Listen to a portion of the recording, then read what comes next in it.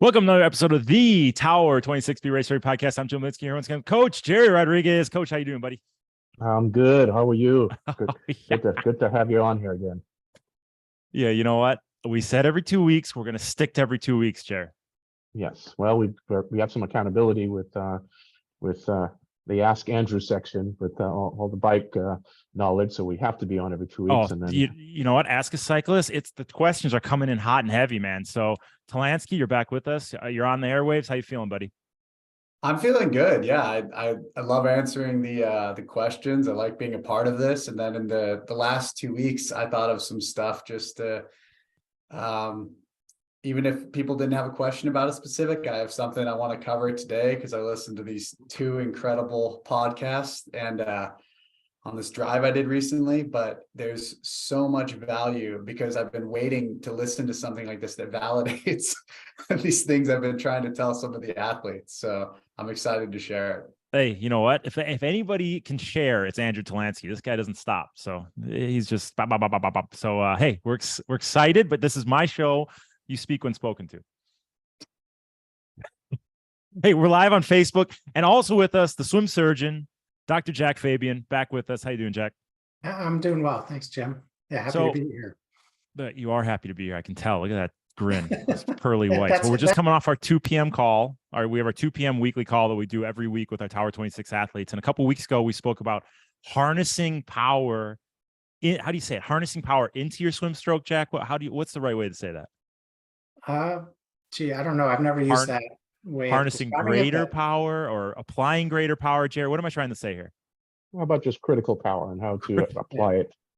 Critical power. That's it. So that's what we're going to talk about here. We're live on Facebook on the Tower 26 Facebook page. So if you guys are watching this live and you want to ask a question, you want to chime in, write it in the comments, and I will get it live on the air. And hey, if it's a smart enough question, maybe I'll even invite you into the Zoom and we'll see your pearly whites live on Zoom. But it has to be a really, really good question for that one.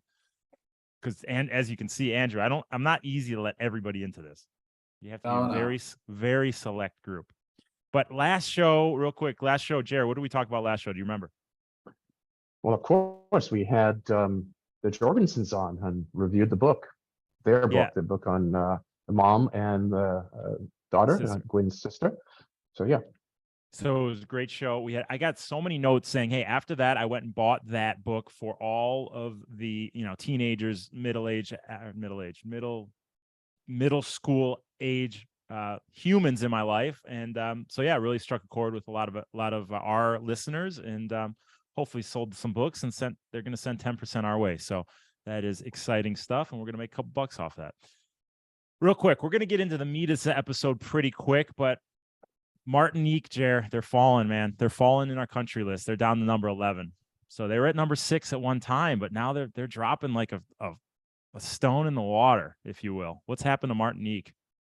Small country. I mean, who knows? I'm shocked that they were able to make it into the top 10. So something. I wonder if there was a race there or something that got lots of folks to log in and listen. But they probably heard Talansky was going to be on, and they just keep logging. Someone there is a big fan. They just hit download. So Martinique, Switzerland's number 12, South Africa 13, Netherlands 14, Finland is 15, Czech Republic 16, Sweden 17, Japan 18, Costa Rica 19, and Greece rounding out the top 20. So there's a wide swath of countries in there from around the world. It's exciting to see we have listeners across the globe. But that, Jack, I don't want to make you nervous, right? That's why I said all of our guests on here, just don't be nervous when you're speaking about harnessing power. You will be affecting how people swim in Greece. Okay, I accept the challenge. Accept the challenge. So get those questions in, guys. Let's get right into it. Jack, you can share the screen here. Like I said, we're live on Facebook. And if you guys are watching on Facebook, you have a question about what Jack's talking about. If he chooses to share the screen, it's going to be his show here. Him and Gerry are going to have a nice discussion on harnessing power. And maybe Talansky will speak up and speak about his swim career. And I'm just going to take a nap over here. But let's talk about it. Let's talk about critical power and kind of how our listeners can get more out of their swim stroke. And let's cover kind of what we covered on that 2 p.m. call a couple weeks ago. Yeah, if you don't mind, I would like to share some screens first. Just like an introductory screen, because I kind of like a little bit of context, and then I'll pop up the video, and then I imagine it'll be between Gerry and I to kind of pick apart and make it relevant for the people. So I have on to the warn you, show. if you are going to show a video, this is going to be on the audio version too. So we have to speak it through, right? We can't just show it. Use our verbal communication. Jared, go ahead.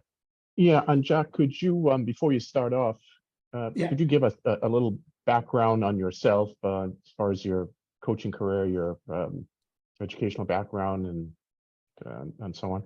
Yeah. So I didn't set out to be a coach. I was a molecular biologist, and went through a PhD program in Buffalo, and then worked for the National Cancer Institute for my postdoctoral work, and then Penn State. I did work as an assistant professor, just doing research. I moved to New Hampshire with my wife because she's a physician and she got a nice job, but it really was the end of my research career because it just wasn't, I wasn't going to drive back and forth to Boston. That was probably the closest place to go. So I taught, and I wanted to get access to the college pool. So I helped out the swim coach, and I used to be an assistant coach, and I would run the meets, and I would go and run the distance group. And then somehow I got finagled into running an age group program. And then I took over the age group program, and then I was head coach of the college and running both programs. And fortunate enough to have one of the swimmers who was my daughter, and the kids training with my daughter. My daughter made the US national team. And then I had kids on the junior national team that were training with her.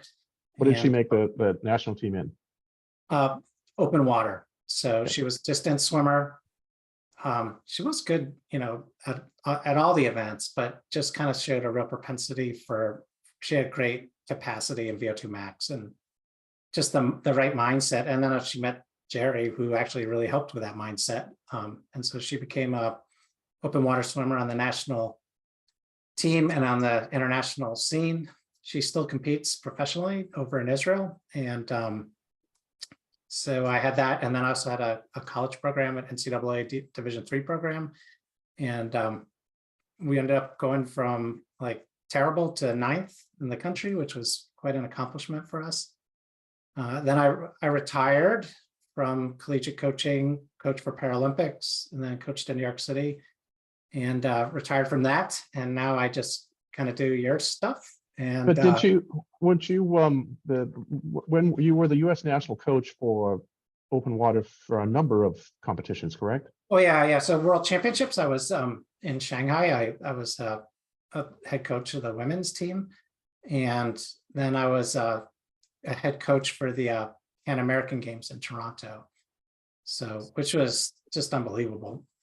So you coached the best athlete, your daughter. You coached the best athlete in the world because you won the world championships in open water swimming, and then you were the USA national open water coach for a number of competitions. So I just want to make sure the audience sort of knew your background and on why you're able to talk about what you're going to be talking about rather than just us having you on. Yeah, I've worked with a lot of different swimmers, and so then I started working for Tower 26, and that was really interesting because I was coaching triathlon in New York, but getting a chance to coach with Tower 26 and just working with the open water aspect was really fun. And then also, trying to work with a wide range of athletes in the program remotely, different experience. But if anything, I think it's actually made me a much better coach. I'd love to go back to deck and try out some of this stuff.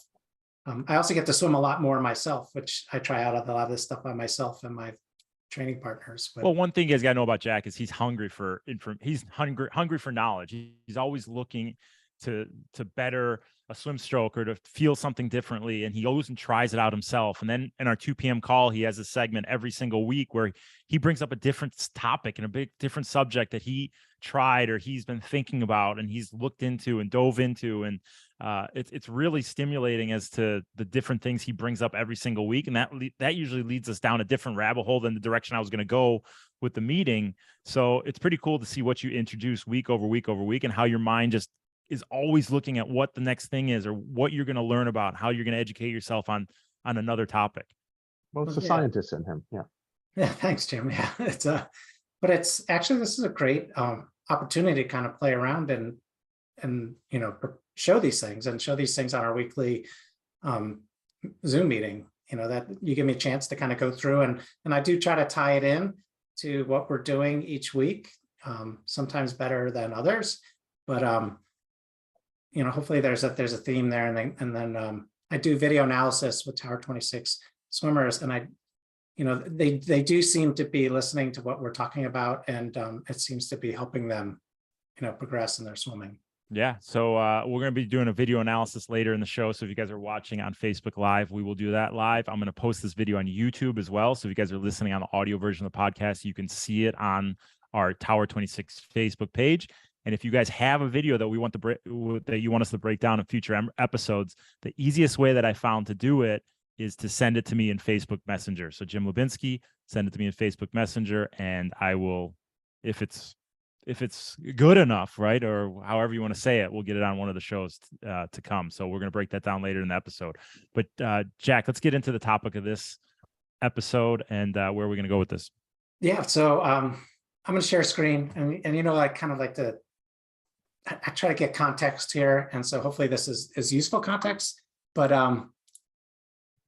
when we talk about power, sometimes. Hang on 1 second. Are you seeing a different? Are you able to see my screen? I'm seeing the show notes as well. So. Oh, you're seeing this. Oh, I'm sharing the wrong screen then. Maybe. Sorry. Let me. So, tell me if you see this. Do you see? Got it. Yeah. Okay. See it. Apologies. It's two screens, and so I'm going to be looking away for a little bit of this, but really trying to simplify power, because we're not really measuring watts in swimming. It's not like with cyclists. But we try to think about what does power mean, and it's kind of the amount of work that you expend in a given time frame.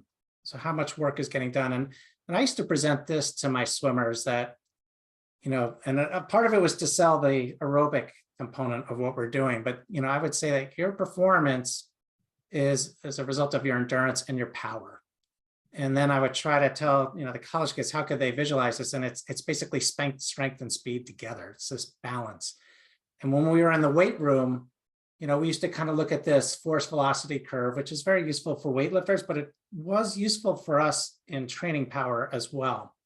And basically, when you're exerting maximum force, you're not necessarily getting maximum power because it's speed and strength.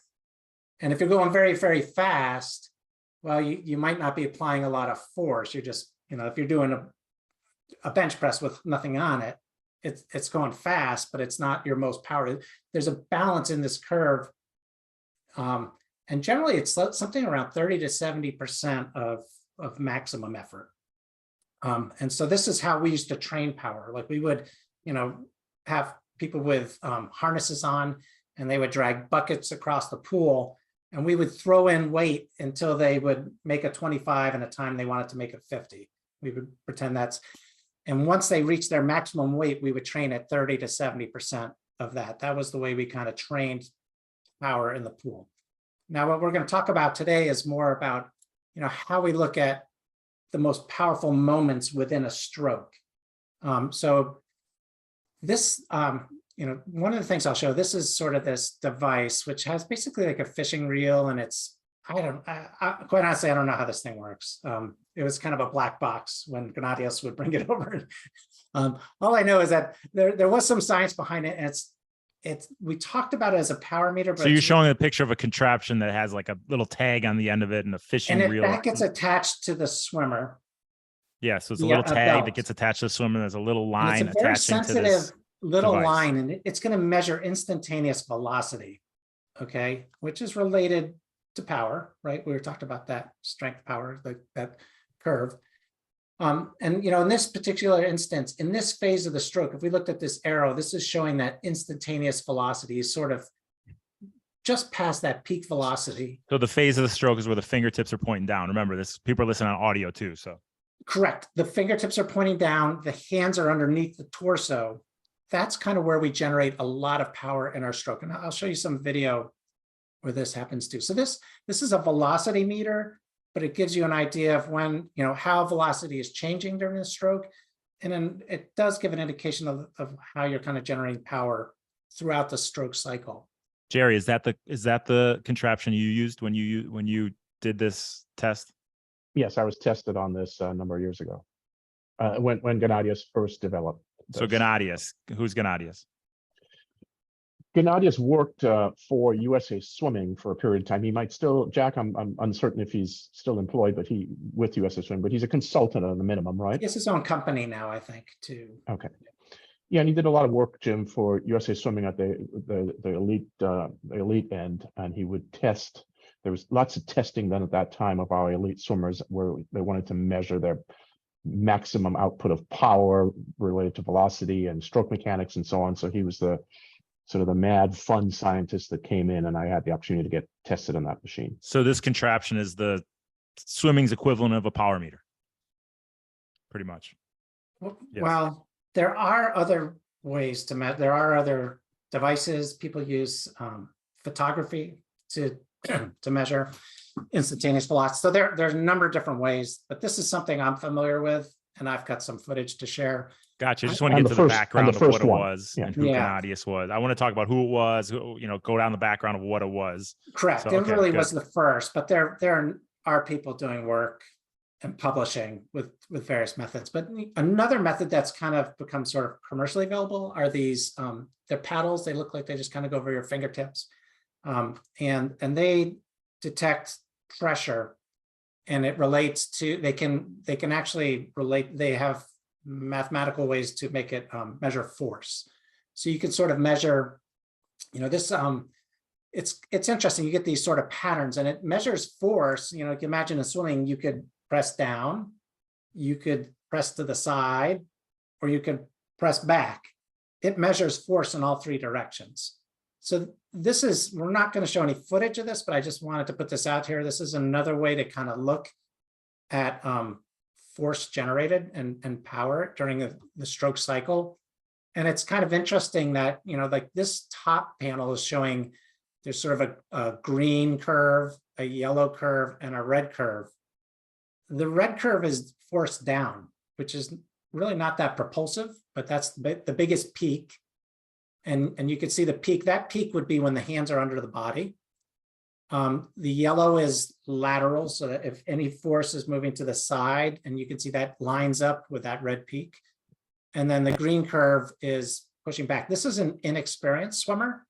And what you could see is that, during that phase when the hands are under the body, the amount of pushing back peaks very, very early and drops off very, very early. Where if you look at this bottom right corner is a distance swimmer, and you get this nice broad peak of force pushing backwards on the water. And then, obviously there's still some lateral motion because the hands just kind of move in different planes. And even with an experienced distance swimmer, there is pressure downwards throughout that stroke phase. Anyway, one of the things you can sort of take from this, and I'm going to just show in a picture of somebody with their arm extended and then going into the setup or what we call the catch phase. And I always think of the catch phase like rowing. It's when the oars enter the water and are facing backwards. That's called the catch in rowing, probably where we got the term catch in swimming as well. We like to call it a setup phase because there's, if we looked at that little force curve, I'll just go back. During that time when the hand enters the water, there's not a lot of power generated. But I can tell you that since if you looked at the amount of force, the amount of newtons this individual is generating, he's probably got a pretty good setup on his stroke because he's got this nice broad curve. This swimmer here probably doesn't. Okay, so what happens is that initial part of your stroke is like setting the table. It sets you up for success later during the stroke cycle. Just like the rower getting those oars in nice and cleanly with a good body position is going to have a much stronger stroke. They're not going to overwork that catch. You're just trying to grab onto something and hold on to it as you kind of get to the more propulsive phase of the stroke.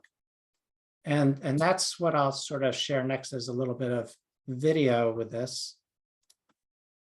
And hopefully I'll get the screens correctly. Let me know if, hopefully you'll see a video with two panels on it. Do you see that? Yep, you got it, right. Okay, so on the right is a swimmer, and she's going through the, with her left arm, you can sort of see her get into setting up her stroke in that catch position and then pushing through. I'm just going to draw on this for a second with a color red. This arrow is like the instantaneous velocity for this swimmer. So you can see that when they enter and kind of get in that setup, they're not at their peak velocity. There actually is a little bit of a dip. But as that hand moves through the stroke, that velocity increases. So, that's an important part of the phase. And what it does is, Gerry pointed this out last week. There's peaks and valleys here, but somebody who didn't have a good setup like this, they might have like real valleys and real big, and so they're slowing down and speeding up, which is, I imagine on the bicycle is something you work on as well, like making sure the power is kind of even. It's not going real high and real low. Same thing in swimming. You want that velocity to sort of hover, around and be efficient. If we look on the left panel, we can see another swimmer here. And then, Jack, I'm going to make a quick little comment. Oh yeah, with swimming, as you know, if you have those peaks and valleys, the density of the water relative to the cyclist who is being restricted by the atmosphere, right? The density of the water retards speed even more. So you really get those canyons, or you get a much larger amplitude between peak output and the canyon that you're referring to, which is sort of that start and stop, right? Because you're in the fluid, and obviously it's slowing down and restarting again is a challenge with all that resistance. I did have a couple more swimmers in here, that we could look at. These are just some kicking, but you can see the patterns are different for different swimmers. And here, this particular swimmer is actually quite fast, the velocity, and it's more of a level line. And part of that is because they're kicking, okay? And so one of the things that, it's a little tougher to do the test because that fishing line, if you kick that fishing line, it can kind of give you some erroneous measurements. But assuming that this is not just noise, because usually, I don't think Gennadius would have published this if it was. When you kick, you can tend to sort of, you can generate, with those paddles measuring force, your force curves are a little broader and sometimes a little higher. So sometimes people generate, they have a little better tone in their body. They can generate a little bit more force when they kick. And the kicking is obviously propulsive too, so it can sort of broaden these velocity curves. So there's not a lot of peaks and valleys when you see that swimmer kicking and doing this curve versus, in this case here, she's just pulling and her legs are kind of restricted. And for the triathlete, we would want actually the person on the right there, the right side of the screen, with less kicking, because generally for most triathletes who don't have good kicks nor the amount of time within their week to spend on swimming, and there are many spending a small amount of hours, and within those small amount of hours, you don't have enough time to also just spend on learning how to kick for propulsion. So we'd pay more attention to the girl on the right side of your screen. That's correct. I mean, and that's, one of the other, I believe there's another swimmer in here, which I thought was kind of interesting. Well, here's another swimmer with pulling. She is sort of cheating and kicking every once in a while, but you could sort of see the shape is different. Like these are kind of broader peaks and slightly bigger peaks. One arm, I think that it looks to me like that right arm's a little stronger than the left arm. There's more velocity each time she pulls. And that's the kind of thing that you might see and work on, with a swimmer from this analysis. You might, if you've seen imbalance, just like you would see an pedaling imbalance for cycling, you've got the potential to get a performance benefit if you can kind of even that out. Okay, so we have thousands of listeners worldwide, both YouTube, Facebook, podcast, all that. They're not going to have Gennadius's contraption. So what are our listeners going to do to even out that curve so they don't have the peaks and valleys? And I want you and Gerry to go off on this and tell these swimmers how they're going to smooth that power line out so they drop 10 seconds per 100 just because of this podcast. Do you want to go first, Gerry, or do you want No, me go to- ahead, please. I mean, obviously, I think technique is invaluable for doing that. I mean, you can train and we're talking about this today in our Zoom, and it's not always training more, it's training better. And so it's more of what you're doing is better. And so if you can improve that technique, you're going to be developing capacity, but at the same time, if that you're pulling more with one arm, then I mean, you're only going to be very limited in how far you can go. But if you can work your technique, and I think a big part of technique is the front part of your stroke.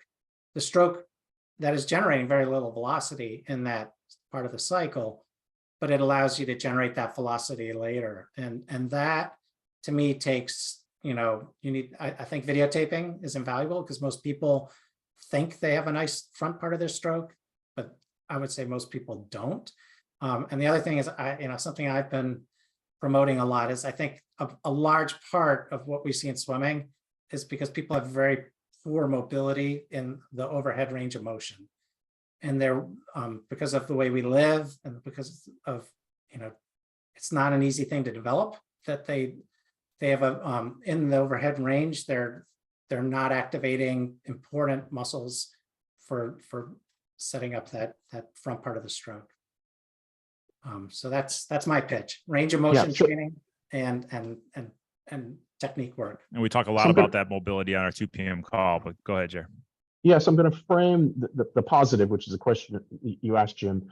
How do they do this with actually somewhat of a negative statement by what not to do? And one of the things that we see, because this is sort of a hangover from prior teachings over the years, and we see this with some inexperienced coaches with good intentions, but encouraging, and let's frame beginner athletes, someone who doesn't have a swim background, which will be the majority of triathletes, okay? So they're taught to do drills, and many are taught to do what's called this sort of front quadrant swimming or ketchup style swimming, because it looks smooth and it looks elegant and so on. But unless you have the type of power that elite swimmers have, which no one's going to have because they don't have that type of training, no one that doesn't have a swim background, that type of stroke does not work for you to generate consistent power. So in that curve that you were showing, what you would see is a peak of power, and then you would see a deep canyon while one hand sits out front waiting for the other arm to come around and catch up to it. You'll then see this deep, deep, deep canyon. So you'll get wide amplitudes, right? So it's like you're starting and stopping. Exactly. So think of it as pushing down with the pedal and coasting, and then pushing again, and then coasting, right? As opposed to perpetual motion. So this sort of thing of well, we need to look like these super elite swimmers and do this ketchup style stroke. That stroke is an earned stroke that comes with a badge after 10 years or so of pretty elite training and a certain amount of skill, or quite a bit of skill and a whole lot of training. So we need a stroke that's a little more of perpetual motion. Now, that doesn't negate, Jack, what you were talking about. In fact, we need to accentuate the setup of the stroke, which is the most important portion to help harness correct power. And you talked about where that setup is not done elegantly enough, right? It's sort of rushed through. And I suppose in that portion with that machine, that Gennadius's machine, you'd actually measure, you'd see a lot of force being applied downward for many athletes in the setup portion of the stroke, right? Which is not generally giving much propulsion. It's just giving lift. It's really what it's doing. So we see that with athletes who are perhaps lift their heads too much to breathe, athletes who rotate too much to one side when they're turning to breathe. They rotate almost up to 90 degrees. So the extended arm, let's say you're a right-sided breather, the left arm is extended out front. And as your right arm is coming around and you're turning to breathe, that left arm, the extended arm, presses downward on the water to help give you lift because you've rotated too much. So there are a number of things that contribute to deceleration or take away from your ability to produce good, effective power. You're unmuted, Jim, somehow. When we do our technical phase, that's the first thing I see. We work the setup, and then we work the propulsive phase. We break it into two stages, right? We set up, and we just get that hand in the correct position. And I can't tell you how many times I say it. Okay, we're not applying force to the water. We're just getting our hand in the right position. And then I say, okay, go do the drill that we do. Just set it up. You're not moving anywhere. And all of a sudden, everybody just puts their hands out and they start popping up like corks in the water because they're just trying to create this momentum as they're getting their hands into that setup position. There's no force being generated in the setup position. And as type A triathletes, many of us are, we just want to go. We want to go. You have to realize that split second, getting your hand into that rear facing position, there's no force on the water. It's just get it there and then explode through the stroke. But it's changing the way these athletes are thinking as to where they're applying the force. Correct. So that first segment of the stroke, which we call the setup, commonly known as the catch, right, Jack, in swimming. Yep. So that's where, you need to nail that down and make sure you're then in the right position to be able to really harness the power that you can generate. And it's important to get that setup done correctly, because and one of the reasons we can get super strong people, Jack, in the water, as you know. We can take the weightlifters and the bodybuilders from the gym that can bench press hundreds of pounds. So we know they can generate lots of force, right, in the water. But is the force directionally correct, right? Are they applying that force properly? And if you don't have the correct setup, you're not going to apply that force correctly. So I have this guy when I swim at the Y who fits that bill. He's like huge. He's jacked, and he races me. I'm just swimming like 4,000 straight, and he's racing me like for 25s. Like he just waits for me on the wall, but he is applying all his force like down. Like he's working the front end of his strokes just as hard as any other part. It's very inefficient, and it pisses him off because I'll just be like at a 50 stroke rate. Right. There's no elegance.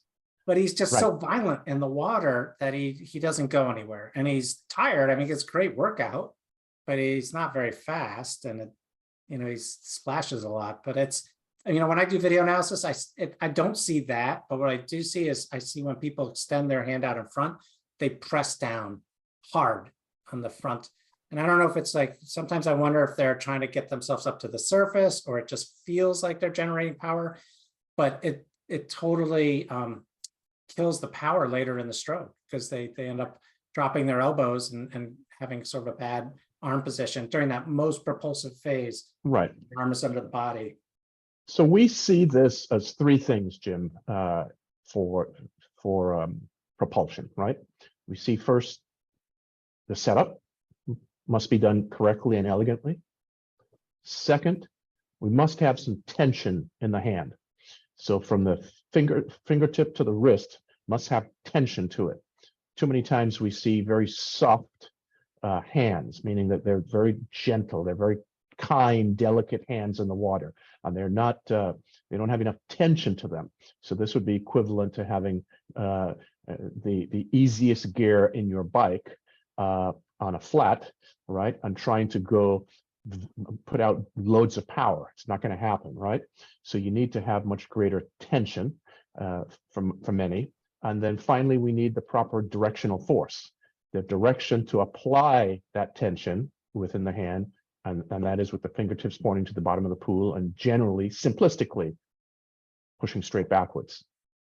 That's a very simplistic way of looking at it. Yes, there are contours. There's some people who are what we call scholars and all these different types of terms, Jack, that we can get into a whole lot of detail to, which we don't need to for here. But generally, setup, tension, hold on, and then apply force, directional force in the proper direction, which is straight backwards. I think adding hand acceleration too, like yes, like the hand, you want to go slow to fast, and that's like you were saying, you're not putting a lot of force, but you're not moving the hand that fast at the very beginning part of the stroke, but it accelerates as it goes under your body into the recovery. And that makes a difference. If you see somebody who actually has decent mechanics, but they're not accelerating their hand, they're generally not going that fast. They have like this mono speed pull. So that is well said. Yeah. So set up, hand tension on the water, accelerate through your stroke front to back Slow to With- fast. with Yep. proper directional force. with front to back movement of the water. Correct. Correct. It's that easy. Beautiful. Harness It's that power. simple. It's that Yeah. easy. It's- There we go. There's a long way to get to that answer. You Wanna swim in make 50 minutes now, Jim? Next Ironman? You got it? It's easy. I just took 25 seconds off my 100 time. I'll be swimming 130s in no time. No, really good info. I mean, the thing is, like, we have to back it up, and you have to look at that power curve, ups and downs and ups and downs, and that's what we see especially lane 6, 7, 8. It's just start, stop, start, stop, start, stop. And the more you can be, we talked about this on the 2 p.m. call, the more you can be focused on that process every single stroke and not let that mind wander. And you're thinking, okay, set up, directional force, accelerate front to back, hand tension. Every single stroke, you're thinking that eventually it becomes ingrained in you, and you do take that time off, but time off your 100 time or time off your half Ironman time or your Ironman time, but it takes total presence and total focus to build that into your stroke and make it second nature instead of just going to the easy path and, as Gerry calls it, petting the kitty. And we're going to see some good examples, Jim, in the video that the gentleman sent in for us to review when we get there of regarding tension and a few other elements. So it'll be good for the audience to see and listen to that. So those of you guys that are just listening in, at a minimum, try to get to the video portion of this, which Jim will post on YouTube, right? Yep. And take a look at certainly what Jack presented, but also take a look at the gentleman that we're going to review. So you'll get a good idea of what to do, because he does some things really well, and then some of the areas that he can improve on. All right, good stuff. A lot of good stuff, a lot of good info. Hopefully you guys took notes. But hey, let's get to the workout of the episode. Talansky, we're almost at your segment, all right? Just drooling over there. I'm learning, Jim. I'm learning. I was like, this is what I needed. You know, maybe this was what was missing from my swim. I mean, Gerry got me to a point, but I needed a little more. I needed more time, maybe. But be more in tune. I had glimpses of what they're talking about. I had moments of feeling it in the water, and then I'd always derail myself somehow. So. All right, so let's get to the workout of the episode. You're really familiar with this. When you were not with us in Santa Monica or in the Palisades swimming, you were doing the swim subscription workouts back in wherever you were at the time. But we're going to get to our swim subscription workout of the episode. Go to coaching.tower26.com. You can do all of these triathlon, open water, swim oriented workouts on your own with all of our coaching accoutrement, if you will, which are video, audio, tons of notes, everything that entailed, the ability to leave comments for your coaches, get feedback from coaches. So all that stuff is under the coaching.tower26.com umbrella. What is the workout of the episode today, Gerry? I'm going to share the screen, so you might be able to read it right off of that. So this workout, Jim, is a very, very simple workout. And let's remember that this is the workout that we talk about is designed for what we call level 1 athletes. And we break our athletes into 4 levels or 4 groups, one being the sort of our elite athletes, where we have about 5% of our audience. Then level 2, slightly slower, which that accounts for about 15% of our athletes. And then levels 3 and 4, the bulk of the people that we coach, close to almost 75, 80%. So although I have distances here, and I'm going to skip the warm-up segment, folks can sort of see that on their own, but we're going to get to the main. And just so you guys see what I have it trimmed down so Gerry can just read off of what it is, but this is what the actual, if you want to see all the detail, you guys see it has video incorporated into the workout. You can see a demonstration of all the drills that we do and how we incorporate that in the swim. So there's all that stuff entailed in the workout. I'm going to hit the summary version just to see what the workout is, but just so you see what you can see with the full version of the workout, every single workout. Right. So once we get through the warm-up, and we always have a reasonably good warm-ups, because a warm-up is there to make sure that you are just that warmed up so that you are well prepared for for your main set. So although we have distances applied here, this distance would not be the same for most folks listening in here. So the distance for this particular set is a 400. So this would be at the elite level. It's something that takes approximately 4.5 to 5 minutes to swim. So for you, that might be a 200 or it might be a 300. Whatever your distance is, it takes approximately 5 minutes to swim. We had one swim at that distance at a 75 to 80% effort. And this workout is about learning to sustain this sort of moderate aerobic output at 75 to 80%, which we did at this particular distance. But then we had smaller bite distances where we wanted to increase efforts or create more acceleration, more power. So one swim for 5 minutes, in this case, a 400 at the elite level, at 75 to 80%. We took about 40, 45 seconds rest, and then we went into 4 times 100, 20 seconds rest, and we progressed effort 1 to 4. So simplistically, think of this at 70% on number 1, 75 to 80% on number 2, 85% or so on number 3, and then fast, high output above 90% effort on number 4. So you're accelerating effort output as you go through. 20 seconds rest. Then we came back and we went back into that 5-minute swim again, trying to maintain that 75 to 80% output.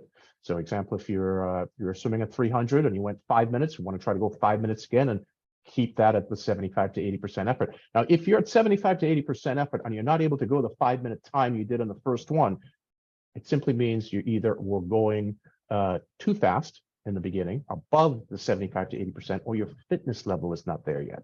But generally, once you get fit enough, you should easily be able to maintain the same time on this second 400 in this example, at 75 to 80%.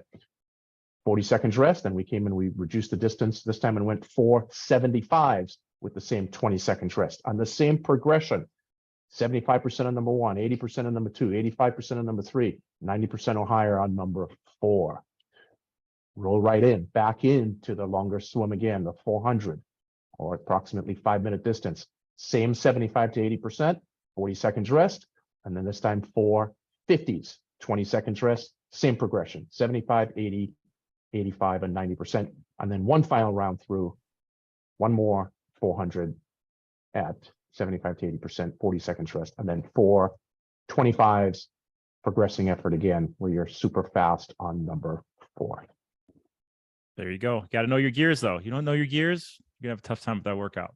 Well, and that's the thing, right? There are many athletes that are very familiar with just working with one gear, their comfortable gear, let's call it, or their Ironman or half Ironman effort gear. And we need to be able to train additional gears so we can make improvements. That's right. And that's the problem with a lot, especially swimmers that come up to us for the first time. It's like, okay, I only have one gear. No, you have more gears. We just got to make you realize that you have those gears. We just have you be realistic with your ability levels and perform within those ability levels. That's a good one. Remember, go to coaching.tower26.com, look at all the details of that workout, and join on. Do all the same workouts we're doing over here.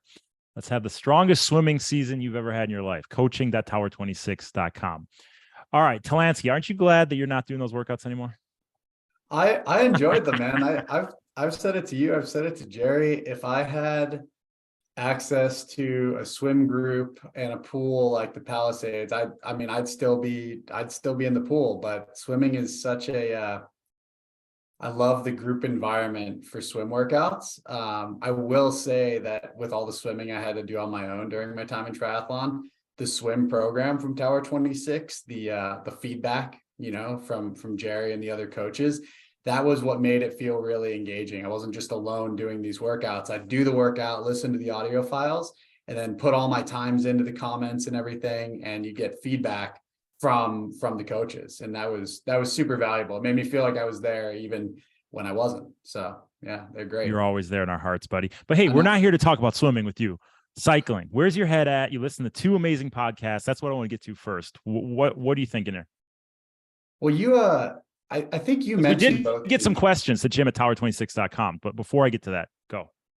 It seems like with the race season approaching for triathletes, we get a lot more questions of like, what's the most aero? What's the what's the ticket? What's the hack? What's the secret? How do I get faster, easier? And we try to impress upon the athletes, like, well, really nothing. Man, we touched on this on the 2 weeks ago on the first episode, like people asking about aerodynamics and what's the most aero, and it's like, it's your body position, right? So work on yourself before you buy $15,000 bike or anything like that. And I just had to do this quick road trip a couple of days ago, and I spent a bunch of time in the car, and I don't have a lot of time usually to listen to podcasts with two kids and everything, but I was on my own. So one was they're not brand new. It was the Rich Roll podcast, and he did right after Kona, the World Championships. He did Gustav Iden or Eden, I hope I pronounce it right, and then Christian Blumenfeld, right? So you have the Kona champ, the Olympic champ together, who are interestingly training partners. And then he followed it up with an episode with their coach, Olav Alexander Boo, right? Who coaches both of them, which is also unique. And I listened to it and I thought to myself, I was like, I love addressing it with athletes, but like anybody listening to this podcast who has questions about not just cycling, but endurance sport, you could just be a runner, you could just be a swimmer, you could just be a cyclist, would get so much benefit out of listening to both of those. You listen to the top performers, right? And the way they approach their training and the way they approach everything. And yes, they live in a bubble and they're focused on one thing, but there's a lot of valuable takeaways. And then you listen to their coach, right? I mean, arguably the best triathlon coach in the world when you have two athletes performing that way. And it's just a lot of common sense. It's a lot of practical knowledge. And I loved it because I felt like that's always what I got from Gerry and from the Tower 26 program in the pool. And it's what I try to impart to athletes is, hey, like all these gadgets and all these things are really fun. But at the end of the day, it comes back to yourself. You know, no gadget in the world is going to tell you when you're ready for a workout. You have to become in tune with that. And in the same breath, you know, all the bike fits and the aerodynamic gear in the world aren't going to substitute you doing the work, whether it's mobility, whether it's strength, to get yourself in the position to actually put out the power and maximize your output on race day. And I loved both of them because they touched on fundamentals. My favorite part that I wanted to share with everybody, and I know that maybe Jim, you might not agree because we talk a lot about recovery and all that, or modalities for recovery.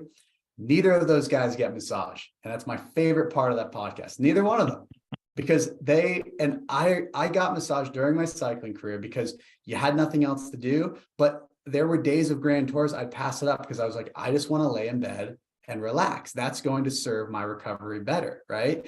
And I like that podcast because people just, all this time, right, for your average athlete that is spent on these different recovery modalities, that time would most often, unless you're treating a specific injury, be better spent literally resting, because they don't realize it, but all these things can add another level of stress to the training. So that was my favorite. There are a bunch of takeaways from it, but I'd encourage, it's in the last 15 minutes, I think, of both podcasts where they touch on the recovery aspect. And I'd encourage all endurance athletes to listen to them.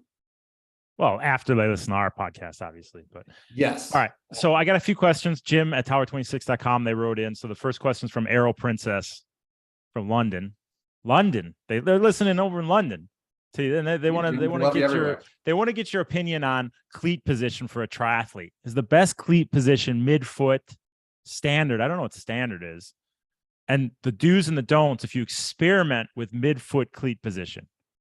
Now, I have my own thoughts on this, but you're the pro cyclist, so go ahead. Well, actually, it's good for both of us to cover it because there's two very distinct things. There's maybe how you would set up your bike position and your cleat position if you were doing a 1-hour time trial and that was all you had to do. And then there's another where you have maybe a 56 or 112 mile bike ride to do and then a half or a full marathon to run afterwards. For me,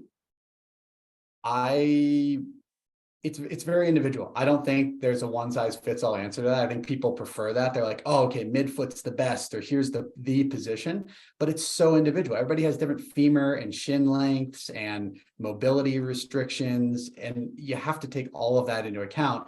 That's why the world of bike fitting exists. So I'm sorry to disappoint Aero Princess. I don't think there is a specific answer. I think the common trend has been to go further and further back. I think you'd really struggle to find somebody who can genuinely justify getting custom made or drilled out shoes so they can have their, there was a professional cyclist, Adam Hansen, who did it, have their cleat like in the middle of their shoe, basically. Everybody else, all 197 other riders in the Tour de France seem to do just fine with, what normal shoes allowed. everybody's different. I think you have to play around with what works for you and see, most importantly, what's going to allow you for the sport of triathlon to get off the bike and feel okay on the run, because that's going to be different than if you're looking at a pure cycling position. So what do you think, Jim? Crank them back as far as they go. Crank them back. We need to get that posterior chain involved. You don't do that by pressing down on the toes. You got to bring them back. Get the glutes working. Get the hammies working, and that happens with bringing those cleats back as far as they go on the shoe. So, like you said, it's specific to each individual. We got to make sure the angle of the cleats are correct. But for our triathletes, when we're talking about getting the posterior chain incorporated into this pedal stroke, that's going to help. It's going to be much more beneficial if you bring the cleats as far back in the shoe they go, and then make sure the angle suits your specific needs. So that's your answer right there. I answered the cycling question. Gerry, is that okay? Is that legal? You're running the show. My way or the highway, baby. All right, one more question. I forget who wrote this, but how many watts do you lose with a dirty bike? There are numbers out there. I mean, you go find specific, but it's not as much as people think, which I think it's the mental watts. I think it's like, depending on how dirty. I mean, there's probably 5 watts in there, and it's just your drivetrain really that's creating that drag. So it depends on the power, depends on the output. There's a bunch of factors, but the real blow to a just dirty bike is the mental side. You're just like, it's gonna feel slower, you know. But really, I think it's in that 5 to maybe maximum 7 watt range. I mean, you're not. And it depends on how dirty it is as well. Yeah, I mean, if you haven't cleaned it for a year, it might be different. But I'm just thinking normal dirty bike. Yeah, no, my mechanic just yelled at me because I haven't cleaned my road bike in probably 3 years. So, but who rides a road bike? Who cares about the road bike? It's all a TT bike. But remember, write those Ask a Cyclist questions, Jim@tower26.com. Keep them coming in. And Andrew, you don't just speak at that segment. You can just pipe up whenever you want here. But we do have a swim video sent in by Daniel Albro. He sent it a couple months ago, and we're finally getting to it. Gerry, you ready to do this? Yeah, ready. Let's do it. All right, let's bring up the video, and Jack, pipe up as needed here. Let me find this optimized video clip. All right, here we go. I'm going to share it. Can you see this? Gerry, you got it? Yes, I got it. Could you blow it up? Is it able to go to a larger screen view or no? Pause, stop share. Let me see if I can do it again. I just did it, and oh, here you go. There you go. You got it? Can you see it? Yes. Blank screen at the moment. But... Wait a minute. I figured this out. It gave me a problem here. Hang on. I'm going to come back to it. Gerry, do swimmers get massage, Gerry, Jack? I'm curious. Yeah, go ahead, Jack. Yeah, I know my daughter gets it, but she'll do it like it's not like every week. She'll do it every couple of weeks. She'll do a massage, not necessarily a competition. Her thing is more like yoga. She'll do little yoga and core stuff. That's how she and then sleep, like you said. All right, Gerry, can you see this one? I'm having a tough time blowing it up. No problem. Yeah, all right, let's here we just go. Use the smaller version. All right. So what we're going to do, we're going to break down the stroke and tell him what you're seeing initially and how he can improve that stroke. Right. So let's just run through it, and then we can break it down after. So here we go. Across the pool. A little side view, swimming across. Now coming back in front of us again. Side view all the way here. And he is wearing his floaty shorts. Here's the frontal view, swimming right into the camera. And then above the water side view. So I'm saying this out in detail for those who are not able to see this at the moment. He's done some good editing on this too. Then we have one more above the water swimming into the camera with doing some sighting, it looks like. So, all right. Why don't you pause, Jim? Perfect. This is actually a perfect place to pause. So if you take a look at this, first thing I noticed about this gentleman, number one, get rid of the floaty pants. What was the gentleman's name? I'm sorry. Donald. So Donald, thanks for sending in the video. I would suggest, get your regular swimsuit. Don't swim with the floaty pants on because it's floating you up a whole lot already. But even with those floaty pants, you'll notice, Jim, Jack, Andrew, that Donald has reasonably, it's got sort of a swayed back. His head and shoulders are at the surface, and his hips, even with the floaty pants on, are significantly beneath the surface. And then those heels are coming up towards the surface. He's got sort of this swayed body, right? Sort of concave type body. So number one, body position, we need to be able to improve upon that. Then let's look at the left hand that you can see there immediately right up front. If you just looked at the wrist, you'll see it's broken at the wrist. It's almost 90 degrees. Fingertips are pointing down and it's completely broken. We never want a broken wrist. We want the fingertips being a straight line to the elbow. So we don't want to break at the wrist. So those are the first things off of the video. Jim, why don't you go ahead and just sort of fast forward along?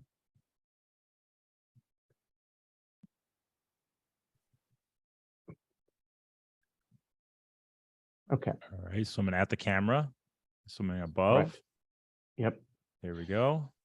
So one of the things I noticed with Donald underwater, if we go back to just slide back there to the underwater segment, is that Donald actually has reasonably low, and it takes a trained eye to see this. He has reasonably low tension in his hand. It doesn't have great tension. So he can have, and we talked about this in the earlier part of the episode with our 3 or 4 steps towards propulsion, his tension is slightly soft. So he needs to firm and hold on to that wrist a little bit better, or have that wrist a little firmer for him. So that's the second thing for Donald. I guess it's the third thing. First thing was getting proper body posture, body position. You had the break at the wrist, and then we need a little bit more tension. Go ahead, let's fast forward a little bit more. And then here's the view from the side. Now let's pause if you can when he turns to breathe. Okay, that's a perfect shot. One of the things I noticed, Jim, which I just picked up right before we opened up the show, that I hadn't noticed prior when I first looked at this a couple of months back, it seems like, and we can't see this because we don't have enough footage from underwater, but it seems like Donald holds his breath at the beginning portion when he puts his head back in. And the reason I'm saying that is because he's still blowing air out when his face is exiting the water. It's what it appears to be. So if that's the case, and we didn't have a close enough shot. If that is the case, Donald, make sure that the moment your head goes back into the water after you've inhaled, that you start the expulsion phase. There's never a holding of the breath. So you inhale and you exhale, just like when you're running and just like when you're riding. We do the same in swimming. And once we hold breath, that's going to create some problems along the way. So let's try to not do that. Let's go ahead and go to the portion where he's swimming into the camera, Jim. Right after. So this is a couple of shots with sighting in it, and Donald did a pretty good job with sighting. Lift, look, unbreathe. It's just right there. And the only issue with that sighting is that it's slightly clunky, which means you just need a little bit more practice at this, so it becomes more silky. But the mechanics of it, lift, look, and breathe, are done actually quite well. You just need more fluidity to it, so you wouldn't lose any time. In other words, if we timed you for a 100 in the pool, with your regular breathing, and then we timed you for a 100 with sighting, you would be quite a bit slower, most likely with sighting, just from the clunkiness of it. And the more silky you become, you'll get closer to your real time, your real swim time without breathing. But those are the general comments overall, Jim. And that's what we're talking about. You know, the more you can get smooth with the sighting, the more you're going to have less of those stops and starts and stops and starts. So he does a good job, though, Donald did, at trying to get his setup or his catch in place really well. I've found for him, though, and I got a chance to sort of go through this in slow motion right before, that he could have actually had his entire arm a little bit deeper in the water. I found that he most likely, Donald looked at a whole lot of videos of we call what is it, Jack early vertical forearm. Yep, where that elbow is super high and close to the surface. And I don't think that works really well for him. I would suggest that he gets his entire arm a little bit deeper, and he'd probably be able to get more propulsion that way for him. Good one. So Donald, thank you for taking that serious, for editing it. I'm sorry it took so long to get. We have some other videos on tap, but keep sending those in. Send them to me via Facebook Messenger. I will find them, and we'll get those on the air as we progress. Go ahead, Gerry. Yeah, we'll spend a quick 5 minutes on it, but what you'll really get, Donald, or anyone else listening in, is you go through Jack with these, and you'll get an hour analysis of really a deep dive into the whole thing. And and so on. So you just got sort of the quick 5-minute touches, but when you send in your video, you'll get the full professional feedback. Yeah, we have the follow-up and all that stuff. So for more information on the swim video analysis, go to tower26.com. And that's where we're going to cut it there. If anybody has any questions, we have a list of questions we're going to go over on the next episode as well. But we're running long on time. So write me, Jim, at tower26.com. We'll follow up with those questions as well. Jack, anything else from you? You good? I'm good. Yeah, it's good. Good session. Andrew, anything else on your mind you want to touch on? Gerry, Jack, have you guys ever seen somebody who swims faster for like not necessarily a full gas 100, but just if you're doing reps, hundreds in the pool, where you end up swimming faster with the sighting? Like when you're sighting, because that every now and then that would happen to me, and I always wondered what it was fixing, like what sighting was fixing in my stroke. I had a kid who was actually a distance freestyler who we used to do this thing called Tarzan as a drill, which was head up freestyle. Yeah. And he would beat the sprinters, and which was unusual because he just didn't have that front end speed. But I thought it just kind of helped him get his tempo, and he just really was able to grab the water well, just because he wasn't, wasn't focused. He took the breathing out of it, and he was just quick. He was really quick. So I would say answer is yeah, I've seen that, but quite surprising. Yeah, it's a good drill. Might have to incorporate that in the next workout. So, all right, guys, a lot of good info there. Hopefully you guys took notes. If you want to follow along on Facebook, this will be up on the Facebook page. It's going to be on YouTube. We're going to have the audio version. So plenty of places to listen. And yeah, like I said, thanks for all you guys contributed. It's been a good hour of info here. So for Jim Lubinsky, Gerry Rodriguez, Jack Fabian, and Andrew Talansky, this has been the Tower 26 Be Race Ready podcast. Take it easy.